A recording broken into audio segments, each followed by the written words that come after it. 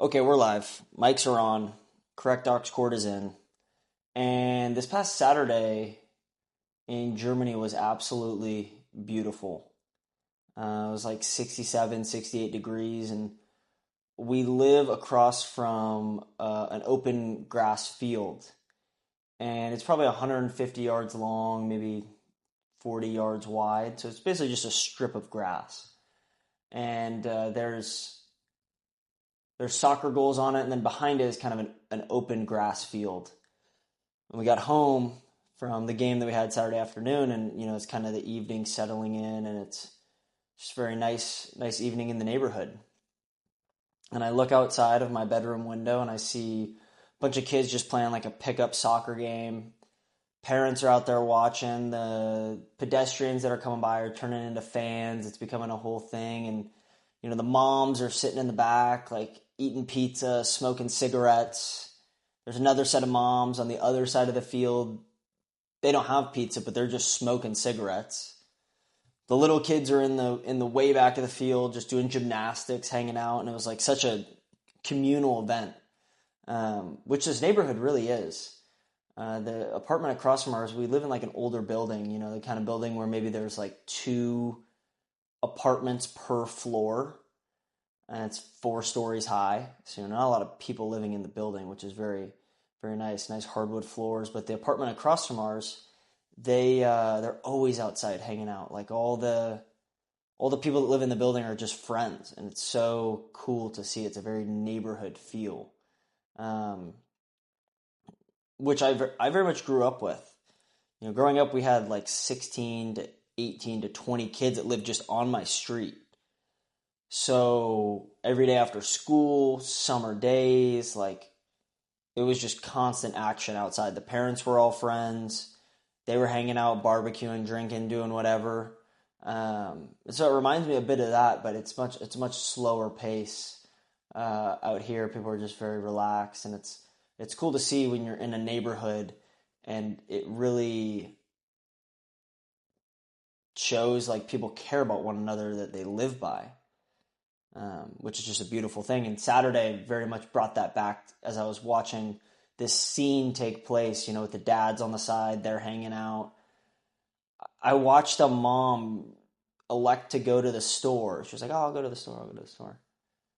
And then I watched her walk back, and she was smoking a cigarette and got like halfway down the street and put it out quickly, stomped it out, and brought the pizza back. And I think she really just wanted a cigarette break. And the pizza was just means for the cigarette break. But regardless, I thought it was pretty funny. And just what a great Saturday. Weather was fantastic, and just watching the neighborhood kind of bloom in that way with kids playing and parents hanging out and the little kids in the back and people who are walking by are now becoming fans of what's happening. Just super cool. And I watched it all from my second story window. I popped the window open. The windows out here are beautiful. They're giant.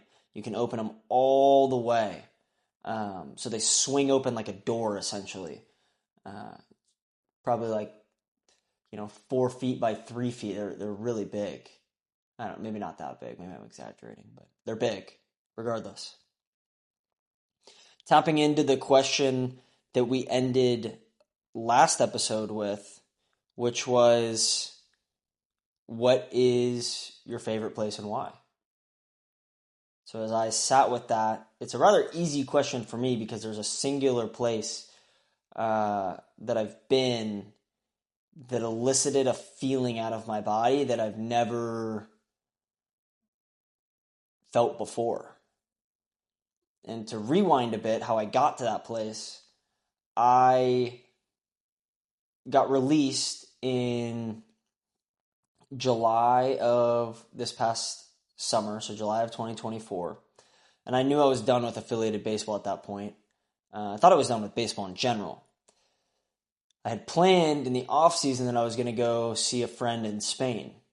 And so when I got released, I was like, well, it's summertime. Spain sounds pretty good. So I just booked a trip out to Spain, and I booked it for a month. So I hung out with my friend for a week, and then I traveled around a little bit. Ended up going to Paris and Madrid, And finally, I was like, oh man, I got a week left. Like, where should I go? So I just booked it to Lagos, Portugal. And to get to Lagos, you fly into Faro, which is south of Lagos. Yes, south. And then you take a 2-hour train north into Lagos. And so to set the scene a little bit, I fly into Faro, and everywhere I fly a new country, I just get an eSIM. So I buy it as I arrive. So I'm thinking, okay, there's Wi-Fi in the airport. I'll buy the eSIM, get on the train, go to Lagos, we'll be good. No Wi-Fi in the airport. Flight was delayed, so train is taken off way sooner than I had hoped. And so things are speeding up, but I'm trying to slow the game down. And I end up getting to the train station, still no Wi-Fi. Phone's about to die, so this, we're not in a good scenario. It's getting dark. Okay, well, I don't really know where I'm going. So I end up going up to this woman, and I asked her if I could, borrow a charger, which is like, I can see how someone would say no to that. But she was nice enough to let me use it, and we sat by each other and had just a fantastic conversation for 2 hours. She was from Ireland, and it was just fantastic. And that kind of set the tone as I rolled into Lagos. It was like, dusk. So I get in, I go to the hostel, which, by the way, yeah, I like to stay at hostels. They're a great way to meet people and experience a city's, like, culture, as opposed to, especially when I travel by myself, a hotel, it's just more inviting of people when you stay at hostels, regardless. I wake up early the next morning in Lagos, and what I like to do when I go to a new place is I will run in the mornings. And I'll run just a random direction for a random amount of time. And I do that to just kind of get acclimated with where I'm at, find, the little nooks and crannies. And I run up this hill, and I probably ran 2 or 3 miles, and I get to the top of this hill, and there's a couple bends and weaves that I go through. And I remember looking out, it's probably 7:30 in the morning, something like that. And the sun's, a little bit above the horizon. And I'm looking out at this untouched beach. There's cliffs on the side, and there's beach chairs that are just lined up so aesthetically pleasing to the eye. You're just in long rows, and there's no one out there. And I remember looking out, and I had like an emotional surge in my body. It was not like I was seeing the place, but I was feeling the place I was at. And I didn't know what it was, but it was unlike anything I had ever felt. And so when I asked the question, what's your favorite place and why? Lagos, Portugal is my favorite place I've ever been. Because of that feeling that I got from standing that morning over the beach, and then the next 4 days were just blissful. Wake up, go to the beach. And, there's tourism in Lagos, but it's a reserved type of tourism.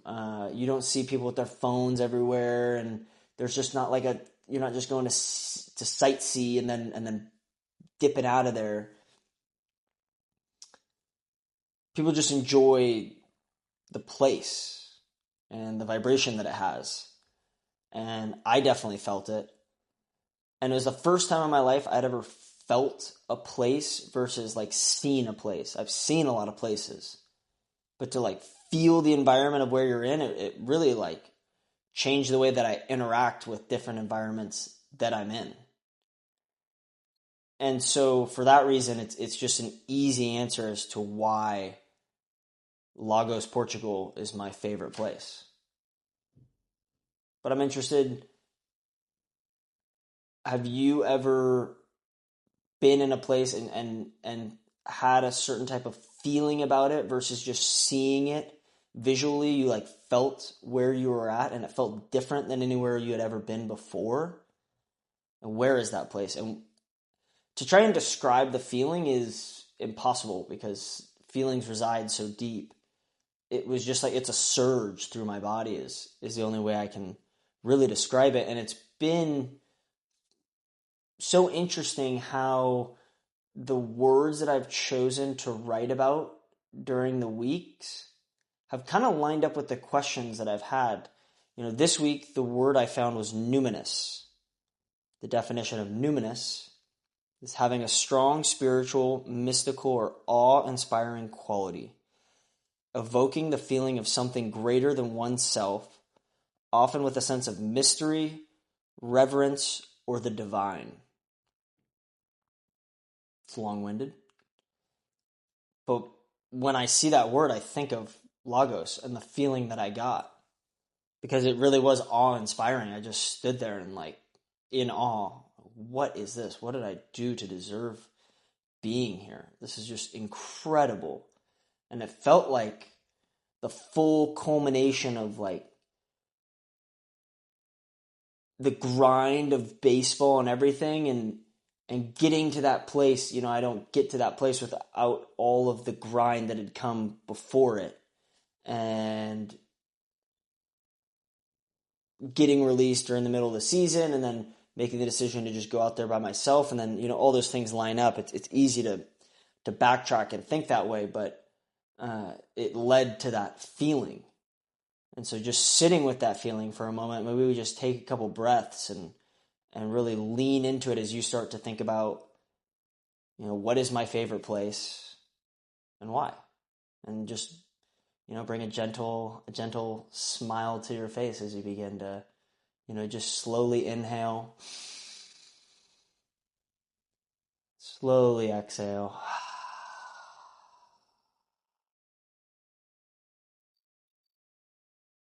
Take another one, slow inhale through the nose.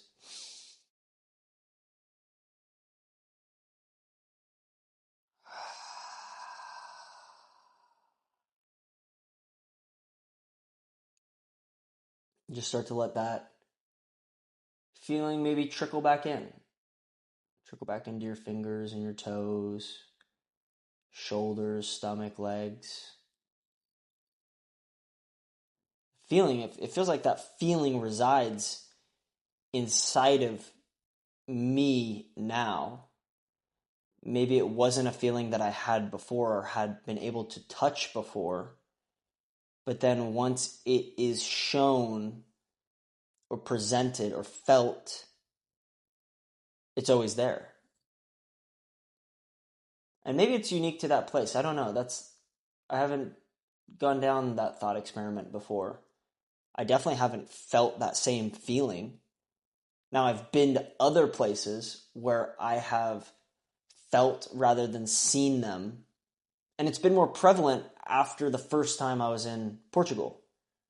Because I think I have a different experience with the places that I travel to or visit. And it's quite beautiful. I really enjoy it. I've found myself out here in Germany, feeling the environment, going back to the event that took place Saturday night with the kids playing soccer and everything. It's I'm seeing that with my eyes, but I'm feeling the energy of what's taking place and the sense of ease that's amongst the neighborhood, and the sun's setting, and it's just a very peaceful time. And it's just so beautiful and quiet and tranquil and not dense. There's space. There's space for people, and that's beautiful. And sometimes I think finding space is different for everybody. It is different for everybody. It's different for me than it is for you.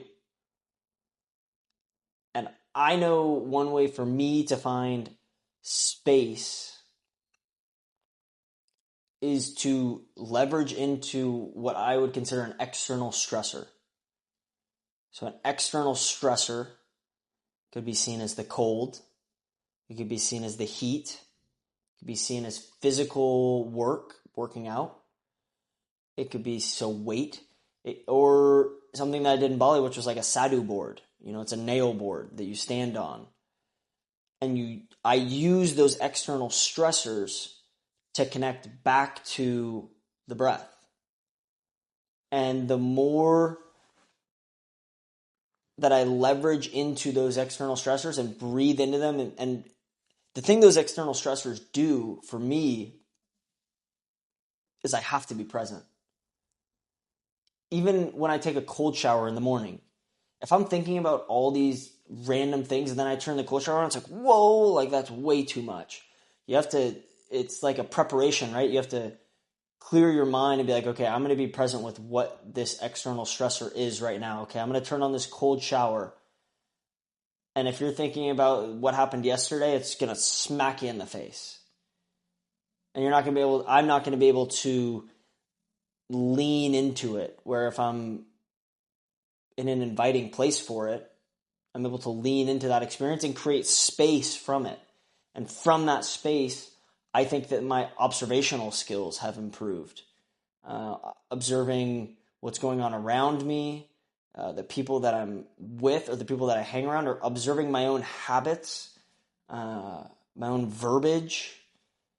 And even like in this podcast right now, I'm really trying to be diligent about speaking only from experience and using I. I don't know anything about you or what works for you. So, please excuse me if I use the term you. I mean, it's all just a big experiment, just a big thought experiment. Maybe this works, maybe it doesn't. Here's an action. Let's find out. That's the fun part. And it's not like the cold or the heat or the sadhu board or the physical work ever gets easier. It's more so that I just recognize the feeling that I have afterwards is so worth whatever that external stressor is.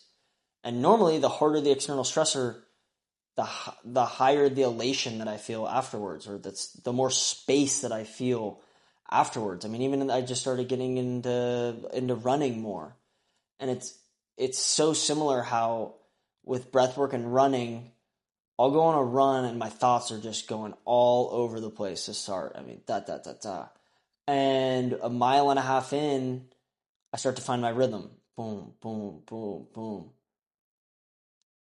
The thoughts subside, and then you just become present with what's happening, and that's the enjoyable experience for me. It's the same thing with breath work. When I, sit down to do however many 20, 30 minutes of some breath work, the first 3, 4 minutes, 5 minutes, 6 minutes